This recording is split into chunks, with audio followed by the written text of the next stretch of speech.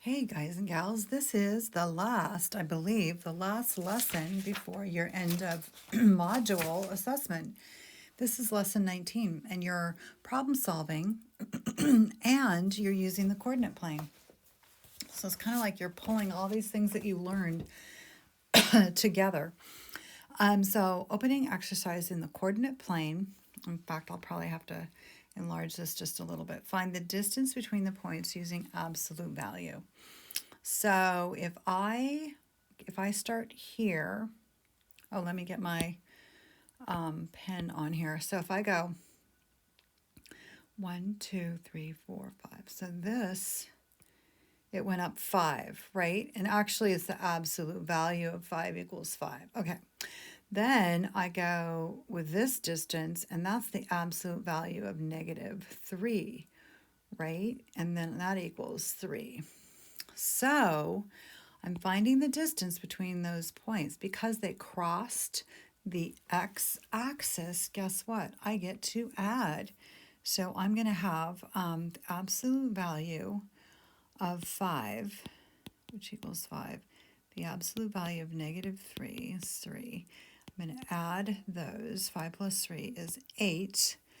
And that is, I need to put my, I'm going to say 8 units. And I mean, 5, 6, 7, 8, I can also count it in this case too. Okay, let's go down here to problem 1 and 2. It says the length of a line segment is the distance between its endpoints, which you already did that in the last lesson. Locate and label 4, 5. 1, 2, 3, 4. 1, 2, 3, 4, 5. There's 4, 5. Okay. And then 4, -3. 4, 1, 2, 3. So that's 4, -3. Got it. How long is the line segment that you drew? So if I draw this segment, so I went up 5, right? So I'm going to go absolute value of 5 is 5, right? Because these guys are the same. And then the absolute value of -3 is 3. So 5 plus 3 is 8 units. That's like a deja vu, right? Okay, so then I'm going to go to the second part, draw a horizontals like that, the horizon line starting at 4, -3, that has a length of 9 units. Okay, so there's 4 units, there's 5 units, so that's going to be 9. So I just need to tell you what that is. I went over 2, 5. I went over -5, and I dropped down -3. Okay, so let's see, what else do I have to do? Oh, what are the possible coordinates of the other end of the line segment? Oh, so there's more than one answer. That's what they just told me. So I'm going to put my first one, -5, -3 is one option. Or, so let's see, could I go this way? Could I travel this way and then drop down is what I wonder. So what do I have to do? I have to go 9 units. So 1, 2, 3, 4, 5, 6, 7, 8, 9. So what would that put me at? So that was 4, 13. So I think I'm at 13, but I have to drop down here. So it's 13 -3 is what we're 13 -3. I think that's all I have to do on that one. Okay, let's go next page, and we're looking at which point did you choose to be the other end point of the horizontal line segment? Explain how and why you chose that point. Okay, so the other end point of the horizontal line, let's say, is -5, -3. And I chose this because the other option, it's like way off the grid. So stays on the coordinate grid. We'll just call that good. Okay. Exercise 3, extending lengths of line segments to the sides of geometric figures. This sounds fun. So we have two line segments that you have just drawn could be seen as two sides of a rectangle. Given this, the endpoints of the two line segments would be 3 of the vertices. Vertices are, like if I have those, that's a vertice, like a point, a corner. Okay, find the coordinates of the fourth vertex of the rectangle. Explain how you find the coordinates. Oh, so they're going back to the 2, right? So if I could go back to that page, but I'm just going to do it here. So we had this is the X, this is the Y, and we had 4, -3. 4, -3 was one of the points. And then we had a -5, -5, -3. So it stayed right, like in line, right? And so we're going to go like that. And then we also had, I think it was at the top, we had a 4, 5, 4, 5. So put that in there. Okay, so now we're trying to find where would this other point be? Well, you know what I know?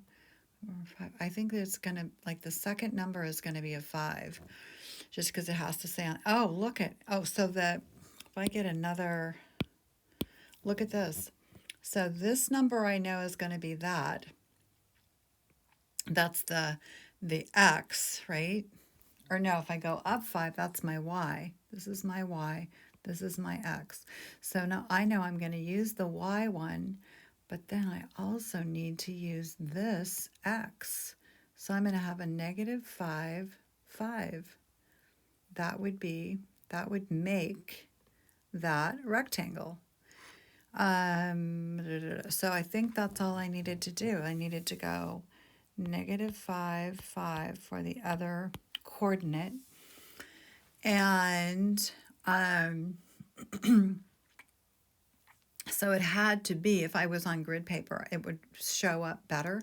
But this is 8. If I go -3, -3. So -5, absolute value of -5 is 5. Absolute value of 4 is 4. When I add those, I know this is 9, right? So this side had to be 9 as well.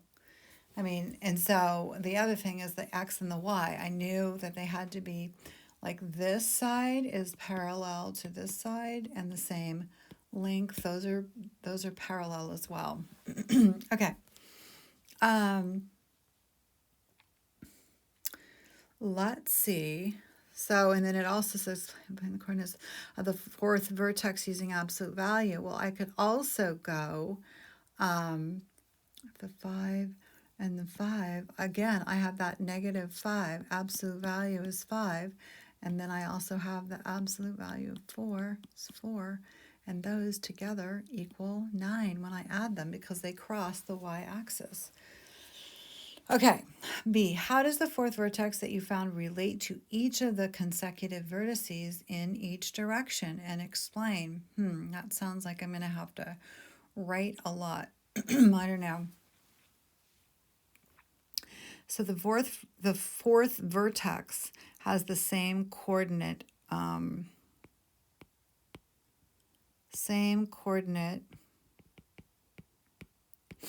as the -5, -3, because it's the end point, right, of that vertical line. And the fourth vertex also has the same second coordinate. So you know what I should put first? And the same second coordinate, or if we're talking about X and Y, the second coordinate as, remember this 4, 5. They're just saying it better. 4, 5. Okay. since they have the same endpoint. So this one has to be horizontal to this. This one has to be horizontal to this. Okay. So draw the remaining sides of the rectangle. Well, we did that, so we're good. I could just do a neater job on graph paper. So 4 through 6, it says, using the vertices that you have found and the lengths of the line segments between them, find the perimeter. Remember, perimeter means you're counting around the shape, the rim, right? The distance around like a fence line, I think about that. So let's see, what did we say? I think we said this is 9, this is 9. So I know I have 9 plus 9, but then I've got to find 5. Okay, 5. So that one, so the absolute value of 5 is 5. The absolute value of -3 is 3. So that one is going to be 8. So I have 8 here and I have 8 here. So 8 plus 8 is 16. 9 plus 9 is 18. When I add those, 14, I get 34. I think I just want to put in units because I don't think I have inches or anything. So I'm going to put units. So that's my final answer on that. The perimeter of that rectangle is 34 units. Now it says find the area. Remember, area is length times width. So I'm going to take that 9 and I'm going to times that by 8. I get 72. Now it was area, so it is square units, or I could also write it units with that superimposed 2. That means square units. So 72 is my final answer on that one. Okay, so let's see. Do we have one more question to this? If I draw, I'll grab a different color. If I draw either this, if that way, or I could also do that diagonal, just do one. And so what it does is it chops my rectangle into 2 triangles, right? And then the other thing that I see, oh, just a few more, draw a diagonal line segment through, so we know diagonal is like that, through the rectangle with opposite vertices for endpoints. Opposite vertices for, okay. What geometric figures are formed by this line segment? What are the areas of each of these figures? They're kind of asking a lot, aren't they? So the diagonal, so if I go back to, so I'm going to say the geometric form is triangles.